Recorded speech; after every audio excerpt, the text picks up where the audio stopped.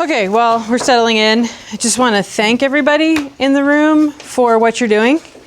I think this is an extremely valuable experience for the kids involved and also for you as coaches. It gives the kids a chance outside of their high school teams to succeed, to fail, to meet other players in the state, which I think is going to be kind of part of my presentation. But I just think that's such a valuable part of our community. I mean, so many of you I've known through different parts of this community, coaching with, coaching for, playing with, watching coach, all these things. So I feel privileged to be a part of this group. Also want to thank you for getting me out of moving right now. That is, Hannah, I owe you forever for that. Okay, so here we go. So this is kind of about unity. Originally when I talked to Hannah, it was like developing unity across squads. So with U23, we had 3 parts to our delegation. We had open, women's, and a mixed. And with the coaches, we don't have a lot of time, and we're focused on the identity in our own teams. But what shouldn't be lost there is sort of the identity across the teams and having a solid delegation. So the way I kind of broke it down, sort of the identity of a player, and that leads to the identity of our whole community with probably a few things missing in between, is first the player. And originally this was like the smallest thing to make a nice pyramid, but really the player identity is huge, and that will impact all the rest of this. So you want a nice, firm, player identity. They know who they are. They know what their role is. That's changing, but that will impact the rest of these things. The next is the line that they play on, and I'll get into this. May not be as big of a thing in high school because you have players that are playing on different lines. You have 3 handlers, so they have to kind of play every point. But we'll get into that some more. And then your team identity, and then the delegation. So for you guys, it's 5 teams now. Is that right? 4 teams? 4 to 5 teams. So it's Colorado Cutthroat, though. And I love the fact that you guys have the same name for each team, because then you can say, this is what Cutthroat does. This is the language that we use. This is how we play as Colorado. And certainly within your squads, you're going to coach differently. You're going to have different strategies. But there are some things that you can bring across all teams. And Buzz has done a great job creating this identity across the years. Where is Buzz, by the way? I'm shocked. He's reffing NCAA D1 lacrosse, if I know Buzz. Yeah, checks out. And then finally, it's this great ultimate community that we're a part of. So you go to Blaine and you meet all of the other states.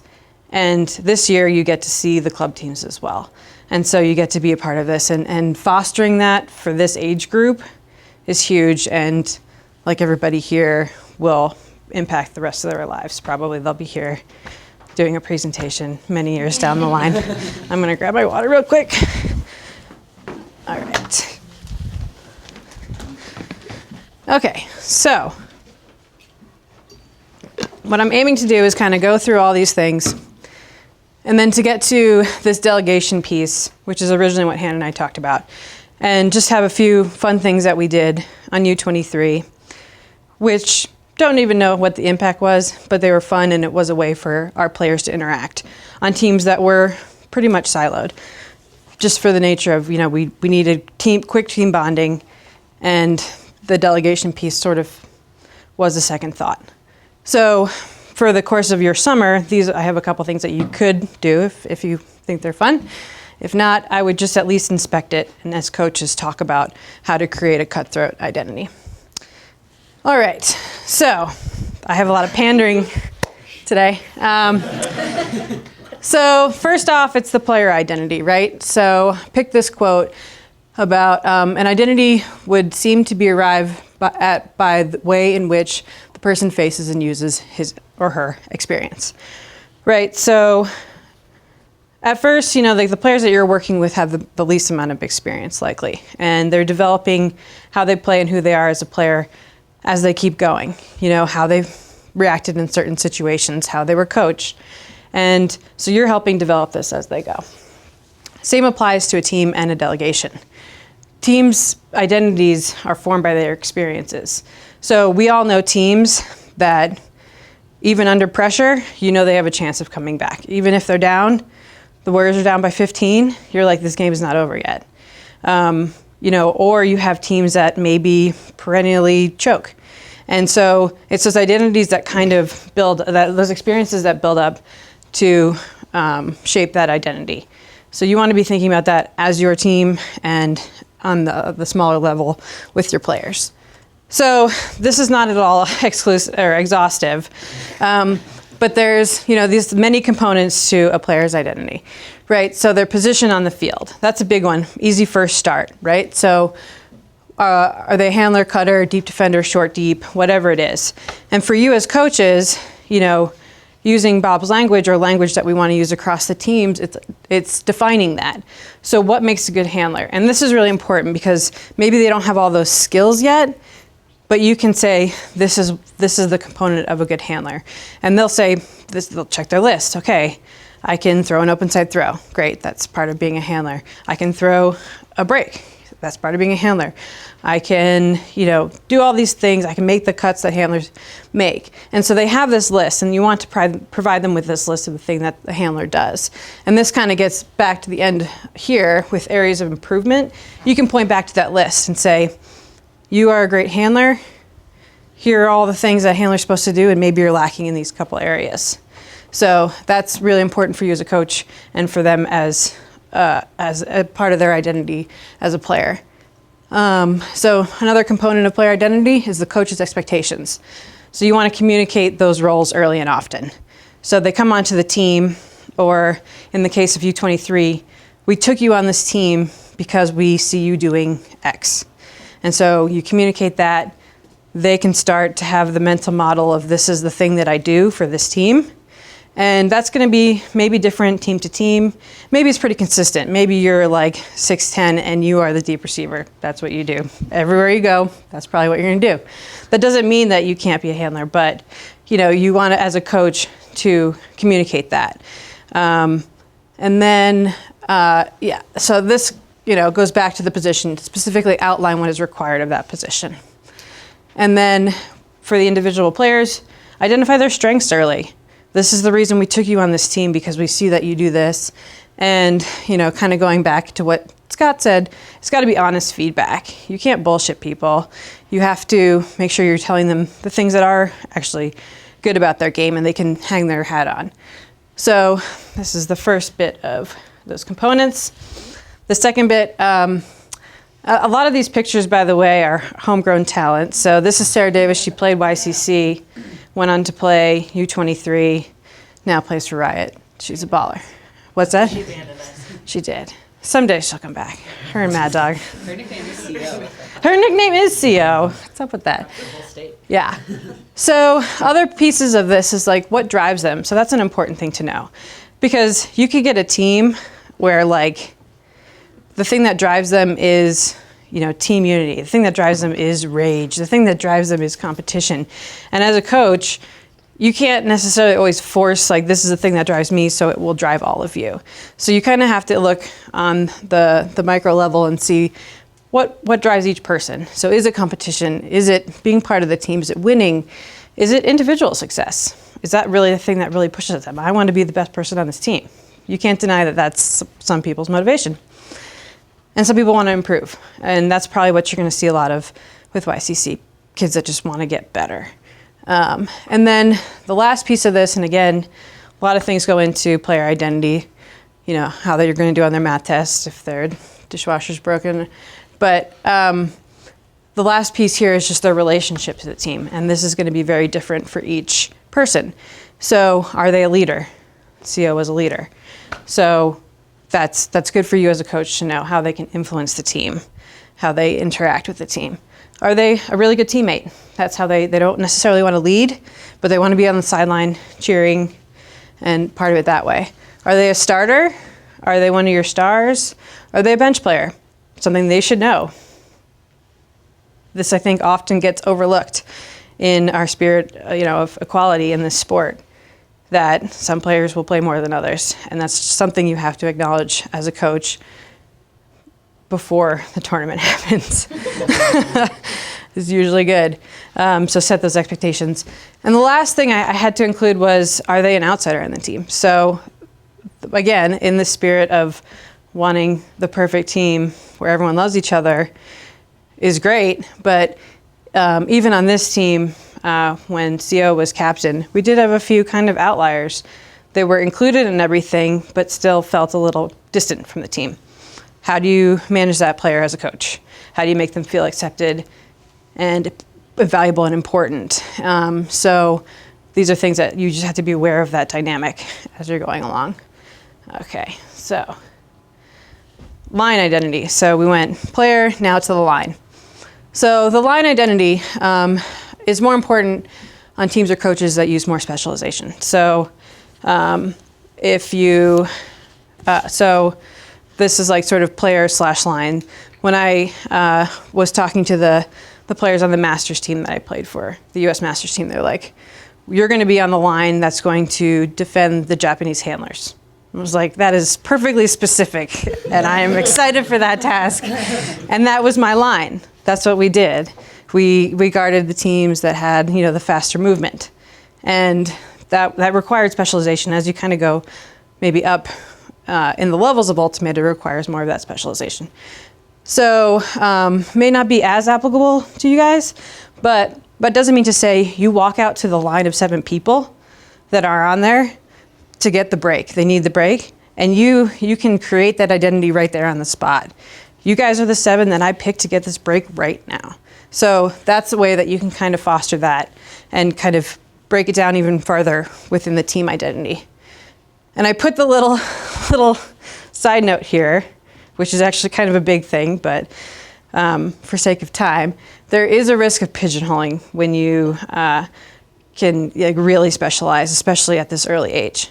So you don't want necessarily someone to think, I am, a Japanese handler defender. Like, maybe this is not the time to go that far down that route.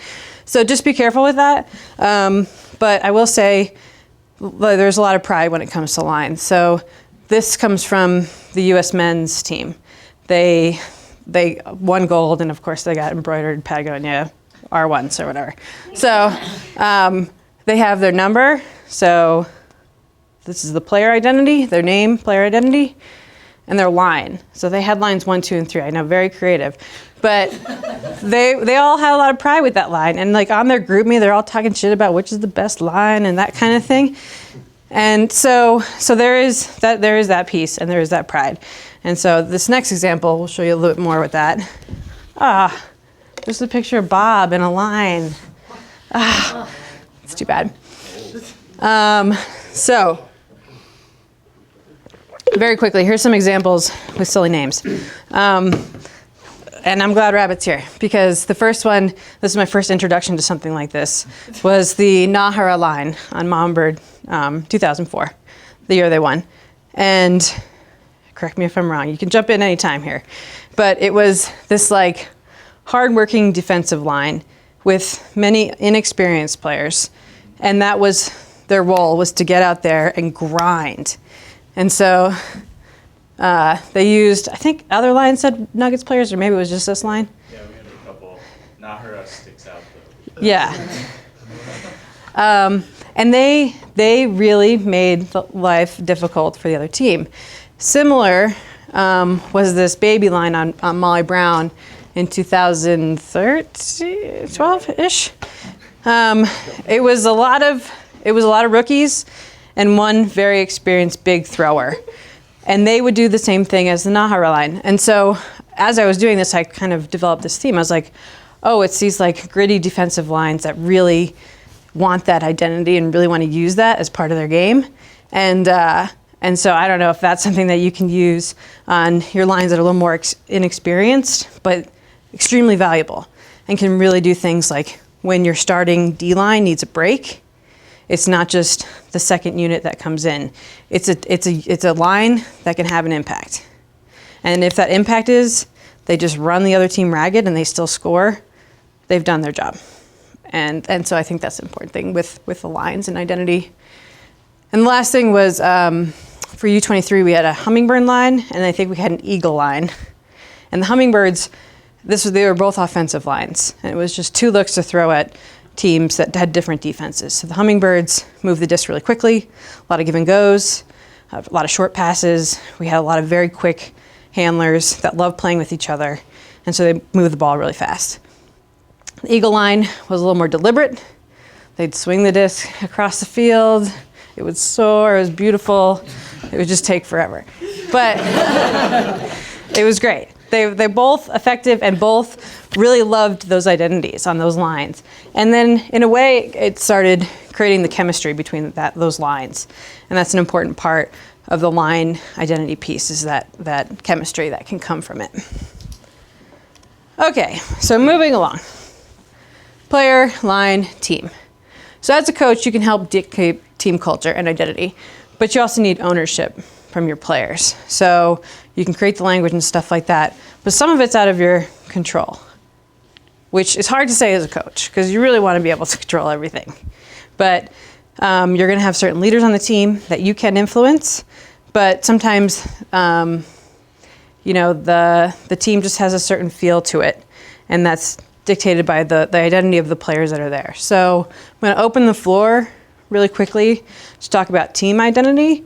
So what you've seen on your teams, whether you've tried to impose a culture and maybe that didn't quite catch, or maybe it did, or you saw a team just kind of went off running with their own thing and you happily fueled that thing. So does anyone have any examples of something they've seen along those lines on Cutthroat teams or U23 or any club teams you've played for? Phil? I think one nice thing with the U19 or U20 team, the A team, is that you get returners, and so you can harken back to, like, you can kind of groom captain some, and you can harken back to what their experience was as a younger player or as a second team player or something like that, and just let them know from the beginning that they're the ones who set the tone. And like, if they show up to one tryout and expect to be on the team, or if they show up to the tryout and they're working really hard and they're challenging the other best players and they're positive and encouraging, like, just you start with the players who are coming back and say, it's a new year, new identity, you guys set the tone, and then hopefully you have the leaders who rise up to that. Yeah, I think that is extremely valuable. Using the people that have come back who have kind of know the identity of the team, but also they're in a position where they can form that year's identity, which can be slightly different from the previous years, or probably should be in some regards. But institutionally, it's nice to have things to go back on, especially if it's like a strong brand of a team. Social stuff is really fun in the team, like encouraging, hey, what do you guys Definitely. have a lunch, how are you getting together? For sure. Anyone else? Yeah. Oh. No, thank you. Ladies first, please.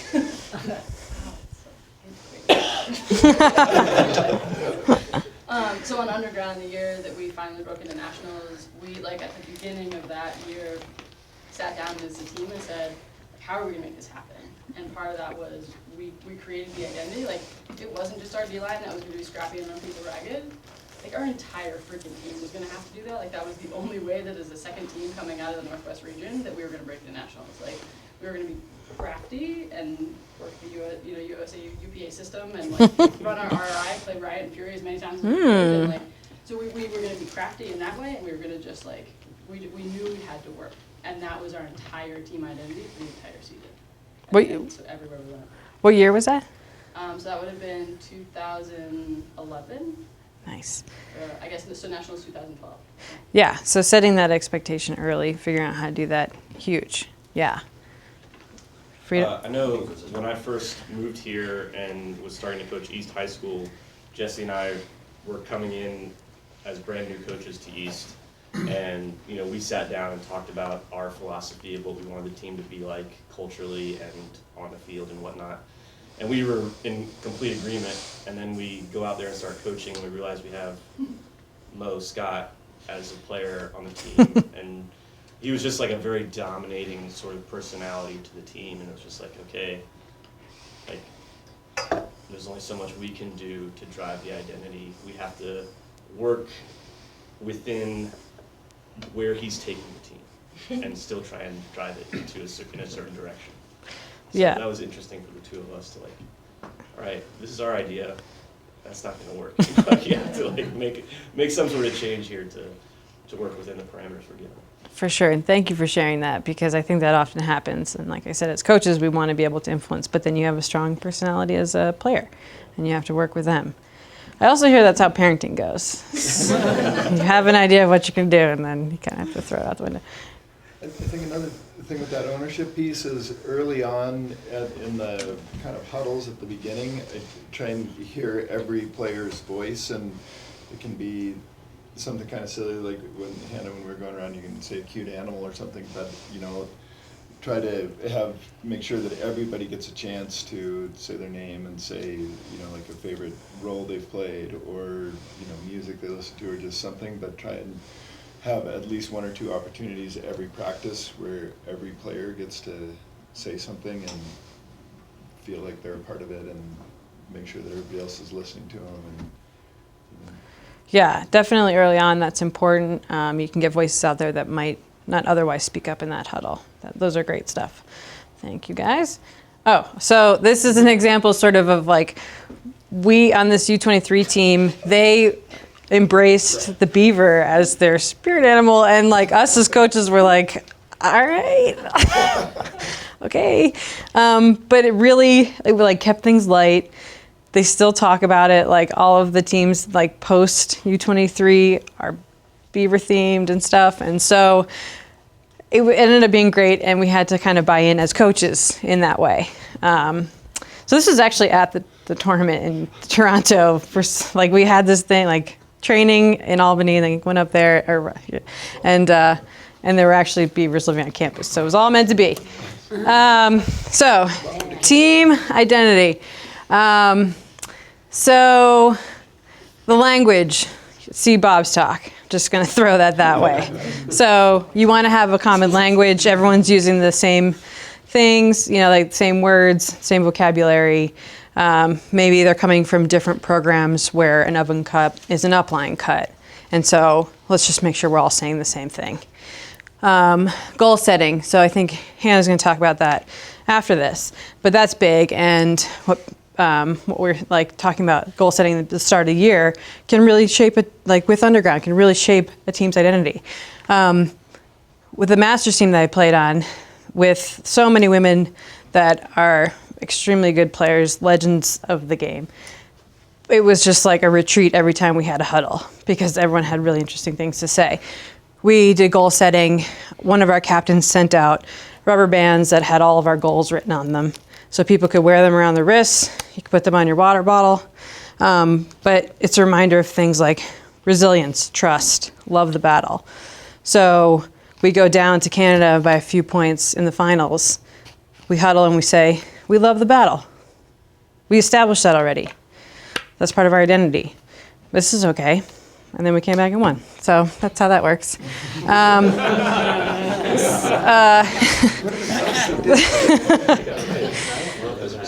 So team-wide understanding of strategy kind of goes back to the vocabulary, but you want to, when you say, ask a player, and I know this can be tricky with a 17-year-old, but you're like, what's your offense? They can answer it, and pretty much everyone answers that question about the same way, which is surprising that that doesn't always happen. So you just want to maybe quiz them every now and again. So communication, this is sort of like with the youths these days, you kind of have to come down to their level, or at least be aware of how they're communicating with each other on the team. So if it's a group group, whether or not you're on it, you don't have to be on it. Sometimes you don't want to be on it. Or if it's a Facebook page that sort of encourages that communication with each other, and hype each other up. And I think those things that I found, and I'll get to this a little bit later, but found to be important with the U23, because leading up to it, we had months where we didn't see each other. We had one tournament before we had a training camp, and then we went to Worlds. So there was a lot of talking over email. There was profiles on Facebook to get to know each other, that kind of thing. So that's stuff you could do, encourage your captains to do, just to make sure everyone's communicating and communicating sort of on the same level. So group meet, everyone's on that list. It's not like a group text where only a few people may be on that text. This is for everybody. Maybe they don't engage always. Maybe those outsiders just see the things that are happening, but they're part of it. Also, lastly is like the rituals, the gear, cheers and stuff like that. That's not to be undervalued. I thought I took this off, but there, I was like, should I say this joke? So there's this joke that goes, your mama must play for Fury because all her stuff says so. And they just do a very good job branding. So Fury players, they've got the fanny packs, they've got the jackets, they've got the whatever, pants. And that actually kind of goes a long way because they have the fist and they know what that identity, what all is entailed when it comes to playing for Fury and being on that team. They're also all really old too, right? Right. Yes. They all have at least 2 kids. Yeah. So the other thing is going back to the player identity. A lot of the team identity can be wrapped up in a few players that really represent the team, i.e. Lindsay Cross here. So Lindsay was one of the founding members of Molly Brown, played for the team for 7 years. And so she's tied up to the identity of Molly Brown. So like Phil was saying, like your returners play a big role in creating that team identity. They're the ones that bring values from year to year. And so these teams recycle quickly. So maybe it's a little harder to do that, but it's good to lean on these people, lean on alumni and those kind of things. Those players, those coaches that have been in the system for a while. So that's not something to be underestimated with team identity, is the players that have come before. So team identity. All right. So this is, there's one missing there. This is like what Phil was saying with Facebook. So this was something that we did U23. There was another one here of a different year. But it's all the players, and it's just a nice visual. This is our team. You're all a part of it. You're all individuals on this team. But together, we make the squad. And so, you always get your team picture at the end of the year. I would encourage you to get it at the beginning of the year, too. So players can look at that. You can tag people on your Facebook page, Instagram, whatever it is. And this is something they can look at and know that they're a part of throughout the year. Lizzie's on there someplace. Top right. Good eye, everybody. And it's funny because it's like with this Masters team, it's just like we still do those things that might, I don't know, seem silly in some ways, but really, are impactful. So we did the same thing on our Masters team, right? They're a little more eclectic group, as you can tell, but a lot of people didn't know each other on this team, and it just helped us see us as a team, as the big Brady bunch that would eventually play together. Who's the lady on the bottom right there? The lady. This is our coach, Jit. Yeah, I'll tell him you said that. Yeah, so, okay. Again, there were pictures here. But this U23 team sort of had a mantra that came up during one of those sharing moments. So it was one of the first icebreaker things that we did. And it was tell us something interesting about your state. Third grade, what's your state bird? But actually there were some cool things that came out of that. And it was sort of a way of acknowledging that we're coming from all over the country to do this thing. And I think it was Claire Chastain said this was the state motto of North Carolina.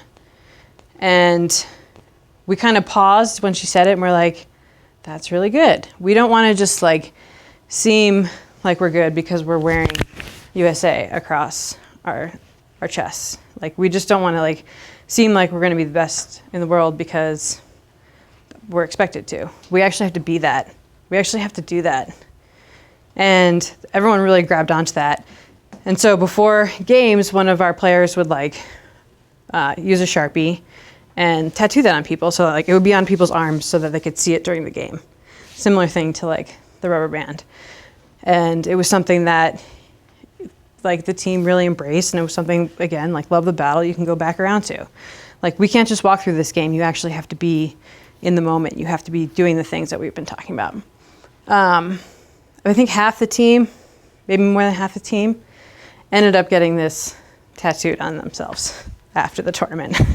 So just a warning, that could happen. A quarter of them still haven't. Yes. Okay. So moving into,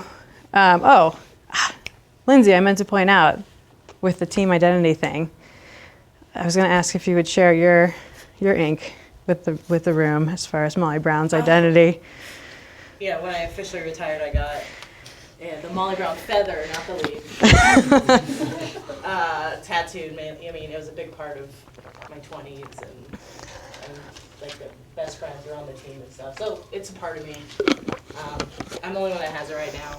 They all say they'll get it when they win nationals, but we'll see. Well, thank you for sharing that. But it's true. I mean, that's the impact some of these teams have, and it becomes part of your identity. Okay, delegation identity. So this is the men's, women's, and mixed teams all celebrating in Toronto. Bob's there someplace, maybe. Okay, someplace, yeah. And so I'm going to throw this back out to you guys. Why is it important that we have a delegation identity? Why is it important that Colorado Cutthroat as a collective is important? Why is it Team USA as a delegation that's important? Because we could easily just be our teams and be happy with that. There's enough people on there. There's 20-something people. Suddenly you have 90 people. What's the value in 90 people being united? Well, with USA, we're kind of, it could be the evil empire, and so having a culture which really sets the standard, but also is fun and inclusive and stuff has a huge impact on the rest of the world ultimately. For sure. Yeah. Yeah. I'd say it's maybe easier to set a high standard for this kind of. It's a group that doesn't have particular stars attached to it, and so it's easier to say, we take the high road and that kind of thing. Whereas on a team, you might have, like we've said earlier, our individuals have strong personalities and may affect it negatively or positively. Yeah. And the sense of purpose, right? So that's not just me, it's just my line, the sense, that's one of the biggest motivator things. One of the most motivational things for people is to have a connection to a higher purpose. Part of that is a basic human need. For sure. Yeah. I think part of it too is particularly with teams like this where you've earned your spot on that team in somehow or in some way. You're connected with all of those people, even though you're not on the same teams as them. They all had to work to get there as well, and so being part of a group that intentionally put an effort to be in the place that you all are together is really awesome, and it's fun to be part of an even larger group than your team is part of this group of teams that are all there for similar reasons, working hard to be the best at that particular level. Definitely. And you can easily translate that to your experience with Cutthroat. Maybe less so the evil empire thing yet. I feel like that moment's coming, taking down Seattle. It's right there. But I think in the Colorado community, for sure, there's a sense that those players are the elite players. Those players are the ones who, know each other, who've been a part of something kind of different and above just the high school team. You're going to have a different experience when you play on the Cutthroat Club than you do when you're on a big team trying to spread a huge range of talent and commitment and stuff like that. So Yeah.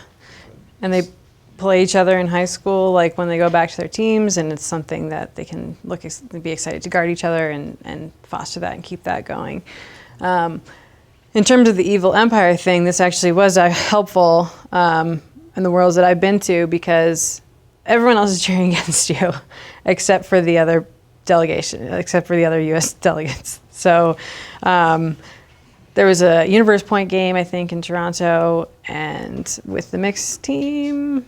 The women's, wasn't it with you guys? Well, I think there were a few, yeah. So that's true. There were 2 of ours, but having the U.S. teams on the sideline cheering for you was big, because really everyone else was not cheering for us. So I know that's really not the biggest thing, but so forming delegation identity. So you want to have these values across squads. Oh, another way you can just get married is another way that you can have. Yeah. So unifying themes, we're going to get to that soon, and they can be very big and broad. These don't have to be like, this is the language that we use to, like, I don't know, I can't even think of something very specific, but these can be very broad. Coaching interactions. So you guys regularly talking to each other about what's happening with your teams, things that you're doing. You as a coach talking to players on those other teams. Scott pointed out, like, knowing names. I know it's really hard to even get your team's names down, but as much as you can get the other teams, that really helps. And they see you out there coaching. They respect you too. So you as a coach, interacting with those other squads is great. And then finally, games, fun. So this is sort of how we're going to wrap up. So one unifying theme, this is just a suggestion, is that Colorado Cutthroat catches everything. I had to Google, like, catching fish with your bare hand. Did you know that, like, people catch catfish by just, like, sticking their hand in them? Went down that wormhole for a while. But I found this one. So this is someone just grabbing a fish and holding onto a slippery fish. This could be what you guys have across all teams. We catch everything. In Colorado, we never give up on a disc, and we have the best hands in the country. So whatever slogan you want to use, we reel in the biggest bids, we catch for keeps, no catch and release, or catch, find cutter, then release, or this fish catches you. Whatever. You guys, I'll let you pick out whatever theme that you want. But the game that you can play is what we did for U23 one year, which is a Flutterguts tournament. So I won't go through the rules of Fluttergut. Hopefully everyone knows Flutterguts, more or less? Okay. So this is a great way to develop that skill. You can do it throughout the summer. So before practice, at lunch, after practice, your team could be playing this. It's just something that you do as a regular thing. And it makes them, it's very inclusive. So you're just standing in one place, catching a Frisbee, tapping it to each other. And I'll get into some of the other lessons that you can learn from Flutterguts. But it's something that all the teams can do. The least experienced players, the most experienced players, they can all play this game to certain levels of success. But it teaches a lot, So for U23, let's see if I have a picture here. No.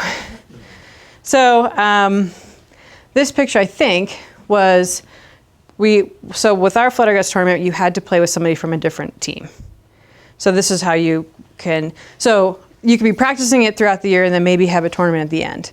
So within your team, you're practicing it, but then you have to find somebody else from a different team, and then you do like an NCAA type bracket. Winner gets something cool. Oh, please tell me that this photo came up. No. I think I may be able to get this. It's okay. Well, I should wrap this up anyway. So some of the lessons that you can teach, besides just having the best hands in the country. Colorado has the best hands in the country. Every one of you coaches can say that, and eventually it will come true. So, you never give up on a disc. So this is what a lesson that Flutterguts teaches you. It's bobbling. You don't just like throw your hands up as like, the disc is in the air. Offense or defense, right? That's a lesson you want to teach your teams. You're laying out without thinking. And this is big for high schoolers because this is a big thing that they're like, I need to learn how to lay out. And They do. That's true. But this is a game that teaches that from like a standing position where you're just kind of like diving to keep the disc from hitting the ground. So it kind of teaches that skill in a sneaky way. Teamwork, so you're two people, you're having to work together. And then fun is fun. So to kind of go back to Scott's thing, you want to keep things fun. This is a fun, non-skills, like super skills-oriented game that you can play easily with all of your teams. So take it or leave it, play Flutter Guts or not. We had fun with it. This was a picture of the winners of our U23 Flutter Guts tournament. Well, the picture before that was two players, one from the women's team, one from the men's team, surrounded by the rest of the delegation playing. And they're like, watching them play Flutter Guts. And it was just this great moment where everyone was in the same room. It was supposed to be outside. We had a big thunderstorm. We're all in the same room. We're getting ready to go to Worlds. We needed to decompress. And we had this thing that we were doing, and we're all there together. People are getting to know each other's names. You know, it was a good moment that you could see maybe one of your U17 players playing with one of your U20 players. Everyone's cheering them on. It's just something that would be, I think, great for the delegation.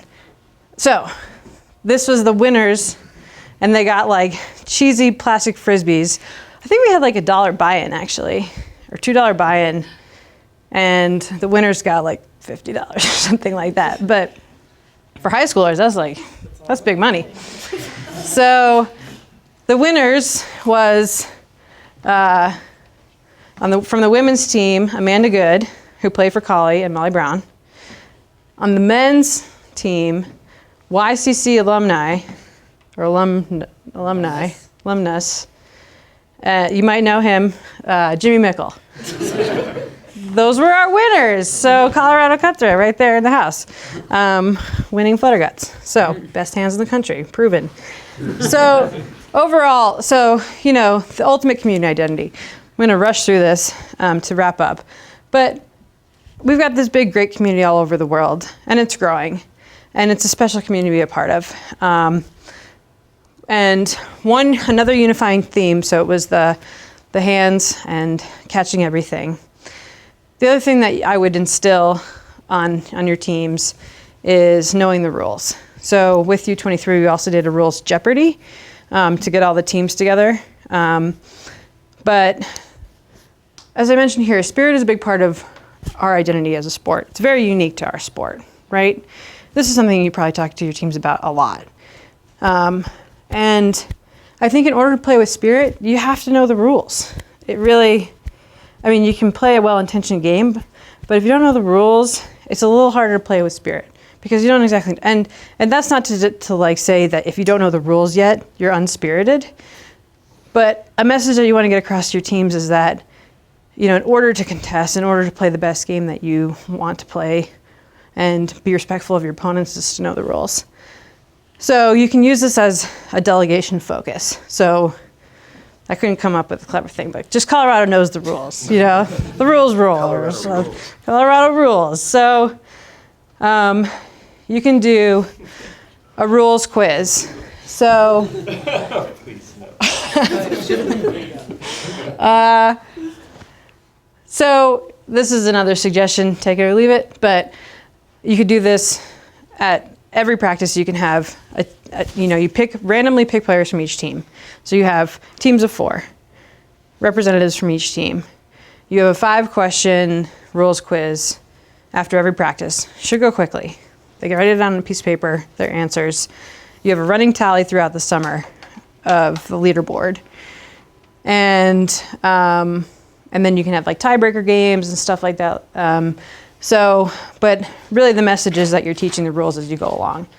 And talking about them as you ask these questions. And so it's not just you're like, here's what happens when there's a pick called, because that stuff doesn't stick with me. So, you know, making it competitive, them getting it wrong and then getting it right, that's pretty big. So, you know, so this would be an example, if we had time, just like the tables would each get a piece of paper. Question 1, within how many meters can you begin a stall count? The team writes down your answer, and then we go, to question 2. Where does the stall count begin if the thrower calls a fast count after a stall is called? You write your answer down.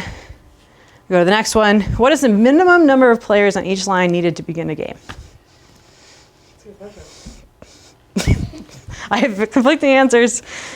The receiving team must signal readiness within how many seconds after the previous goal? This is stuff, good for coaches, but the players should know this stuff too. And you can definitely pick and choose the stuff that you think is more valuable than others. Can you call a timeout between a repull and the ensuing pull? No, you can't. That's what I heard on the rules that I read. That's what I heard. Wait, so an offsides is called. You go back to the line. You can call timeout. Really? Bum, bum, bum. Wow. And you've got 20 seconds to signal readiness on the offense, so if you call a timeout, then you have 90 seconds to signal readiness. Hang on. No, okay. I thought I cited no, I didn't. Anyway, so Let's go through those answers. I don't trust them now, so you'll have to look them up. You have citations for those. I do have citations for some of them, but we were out of time, everybody. The end! Hooray! So, thank you. That was fun.